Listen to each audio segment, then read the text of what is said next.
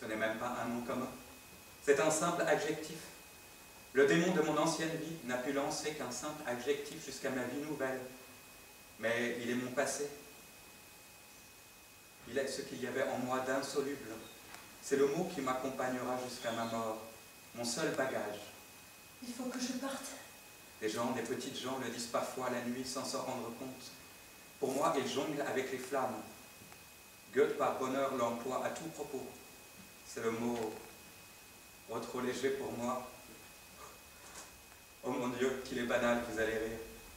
C'est le mot ravissant. Ravissant. Joli. Voilà. C'est peut-être un secret entier d'avoir eu le courage de vous dire ce million de secrets, Geneviève. Adieu. Il y a un féminin à ce mot, je le découvre, Geneviève. Ses mains ravissantes. Partez. Merci. Adieu.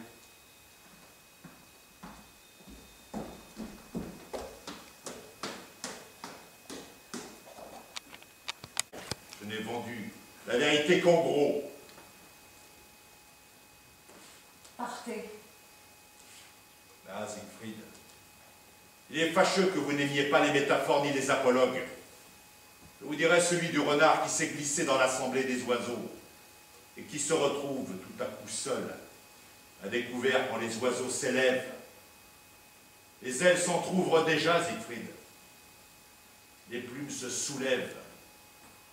L'oiseau Goethe, l'oiseau Wagner, l'oiseau Bismarck dresse déjà le cou. Un geste d'Eva et il part. Partez! Et voilà pour l'oiseau Zelten. La farce est finie. Que chacun regagne sa place. Je reste ici. Vous viendrez me retrouver et me consulter, s'il y a lieu. Et maintenant que l'on joue notre hymne, l'hymne allemand.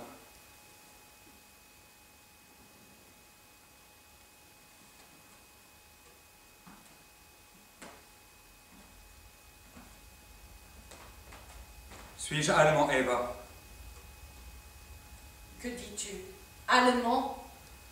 Suis-je allemand, Eva? Je puis te répondre, et du fond de mon âme, oui, Siegfried. Tu es un grand Allemand. Va dire à un mort qu'il est un grand mort. Il y a des mots qui ne souffrent pas d'épithète. Suis-je allemand, Eva? Tout cela t'ont répondu. À toi maintenant. Étais-je allemand quand tu t'es penché sur moi et m'as sauvé? Tu m'as demandé de l'eau en allemand. N'importe quel soldat savait le nom de l'eau dans toutes les langues ennemies. Avais-je un accent quand je t'ai demandé cette eau? Le pays, les provinces des blessés, tu les reconnaissais, m'as-tu dit à leur plainte? Je n'ai pas fait que demander de l'eau, je me suis plaint. Tu étais le courage même. Que fais-tu, Siegfried? J'appelle la foule et me dénonce. Siegfried! Je réponds à ce nom pour la dernière fois.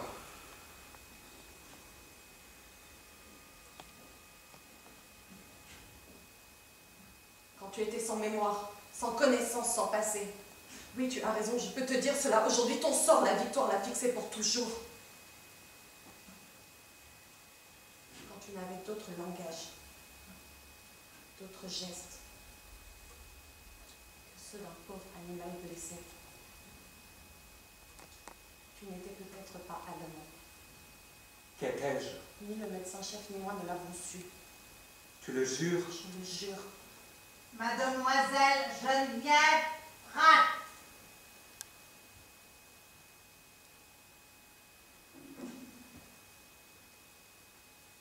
Va-t'en. Va-t'en.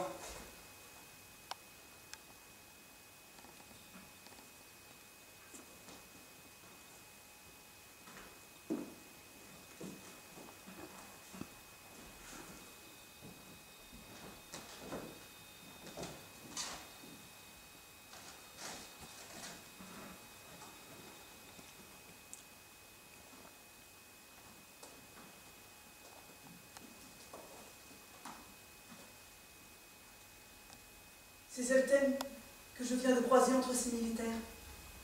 Oui, C'est certain. On le fusille? Non, rassurez-vous.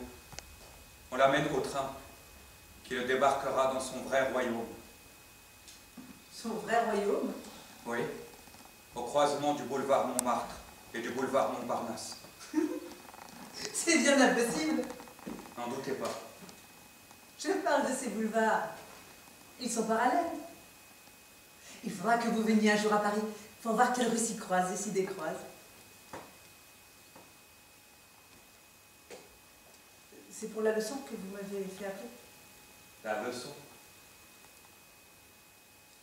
Vous paraissez fatigué. Asseyez-vous. Asseyons-nous sur ce banc posé là en face de Gotha.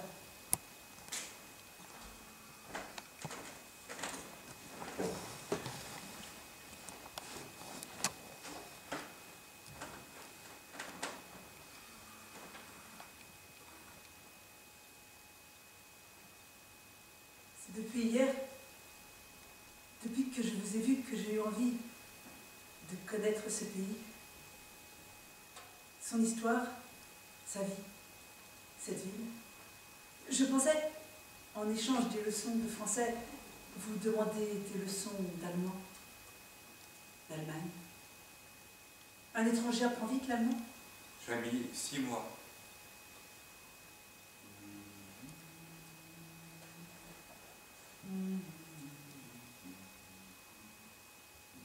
Que chantez-vous là? L'hymne musical allemand. On ne se lève pas? On se rêve.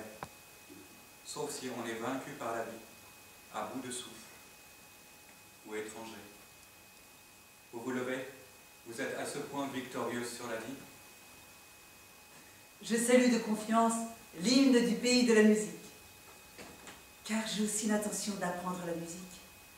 Devenir comme vous tous ici, musiciens, musiciennes. Ça s'apprend la musique. J'ai dû bénéficier d'un forfait général. Pour cela aussi, j'ai mis 6 mois. Le nom de Siegfried me porte décidément pas en chance en ce pays, Geneviève. Ce corps, plein de force et de vie que vous voyez, c'est celui d'un Allemand qui meurt. Qui meurt? Eva vient de me l'avouer. On m'a trompé. Je ne suis pas allemand. Vous vous levez, on ne joue aucun hymne. Au fait, Geneviève, le silence, c'est mon chant national. Quel hymne interminable. Vous souffrez. C'est le genre de mort qui ne va pas sans souffrance. À ceux qui ont une famille, une maison, une mémoire. Peut-être peut-on leur retirer sans trop de peine leur pays. Mais moi, ma famille, ma maison, ma mémoire, c'était l'Allemagne.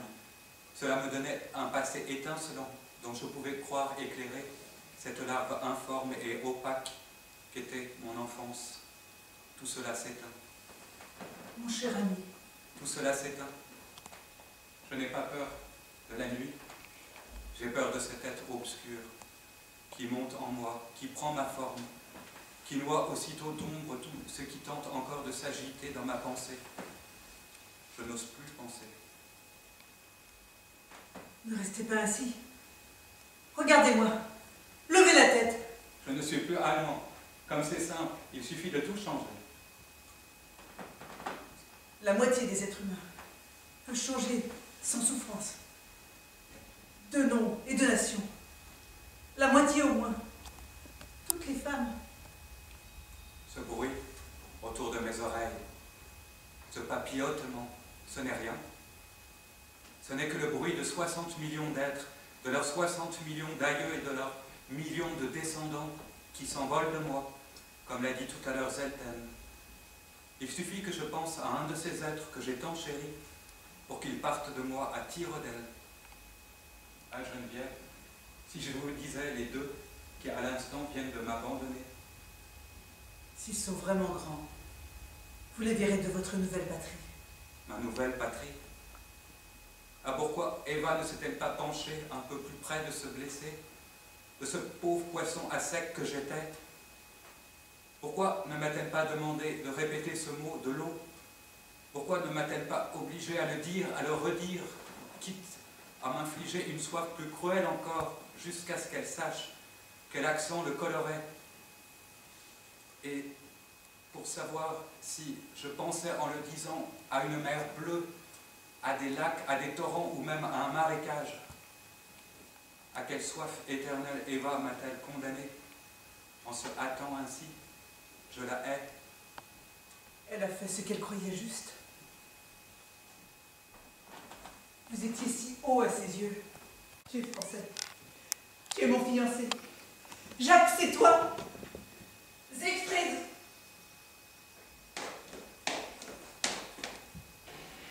C'est moi, Siegfried.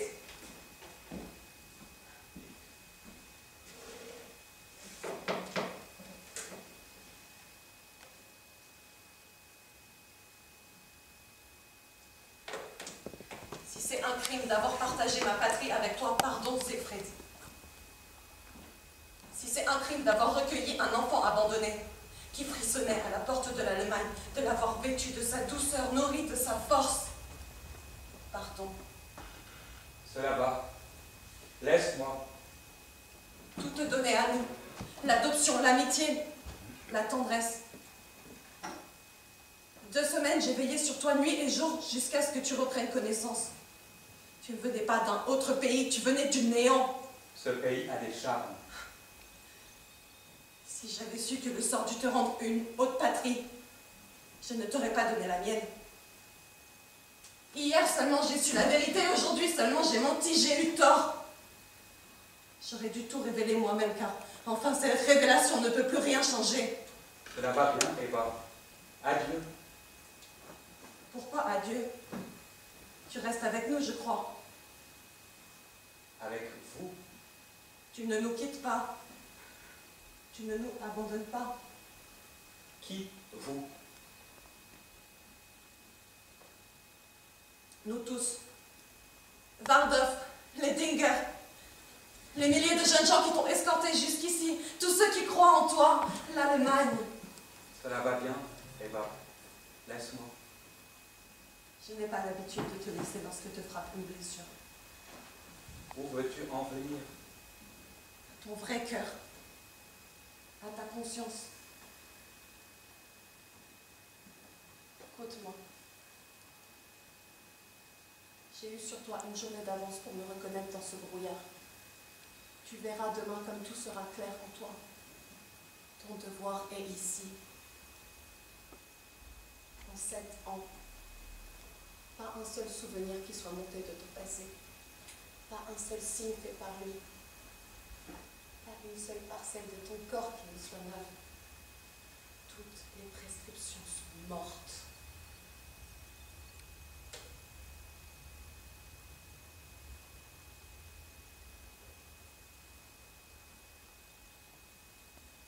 Que dites-vous, mademoiselle? Moi, je me tais. Vous n'en donnez pas l'impression. Votre silence domine nos voix. Chacun se sert de son langage. Je vous en supplie, daignez me regarder. Cessez de fixer vos yeux droits devant vous comme ça sans rien voir. À chacun ses gestes. Pourquoi ce mépris d'une femme qui combat pour son pays, alors que vous, vous ne combattez que pour vous? Pourquoi vous taisez-vous?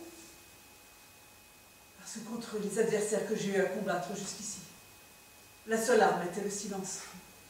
C'est que chacune de vos paroles, en cette minute, serait petitesse, égoïsme. Je me disais aussi que tout ce que nous pourrions dire, des voix plus hautes, le disait notre ami. Mais peut-être avez-vous raison. Voir ce duel se livrer en dehors de lui, non dans un déchirement de son être, mais entre 2 femmes étrangères, c'est peut-être le seul soulagement que nous puissions lui apporter.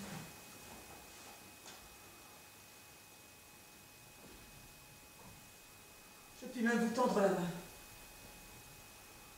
pour qu'il ne se croie pas déchiré entre 2 forces irréconciliables. Je n'irai pas jusque-là. De quel droit êtes-vous ici? Qui vous a appelé à ce pays où vous n'avez que faire? Un Allemand. Zelten. Zelten. Zelten est un traître à l'Allemagne. Tu le vois, Siegfried.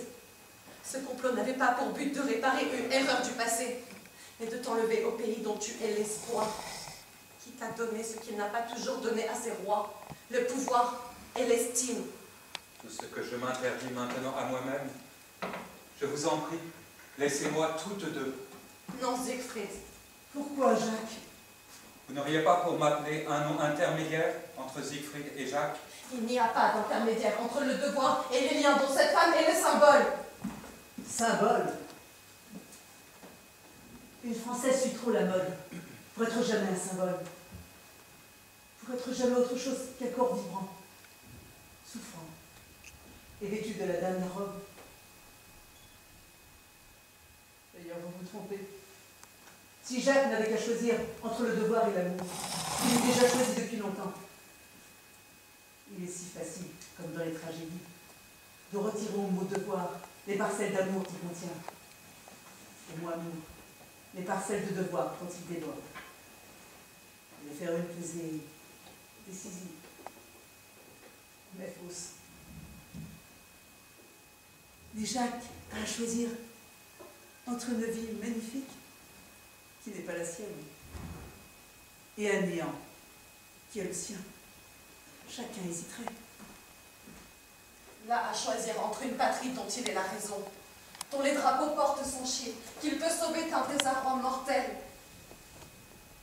et un pays où son nom n'est plus gravé que sur un marbre, où il est inutile, où son retour ne servira et pour un jour qu'aux journaux du matin, où personne du paysan au chef ne l'attend. N'est-ce pas vrai? C'est vrai. Il n'a plus de famille, n'est-ce pas? Non. Il n'avait pas de fils, pas de neveu. Non. Il était pauvre, pas de maison à la campagne, pas un pouce du sol français n'était le sien. Non. Où est ton devoir, Siegfried? Ici, 60 millions de personnes t'attendent là-bas, n'est-ce pas?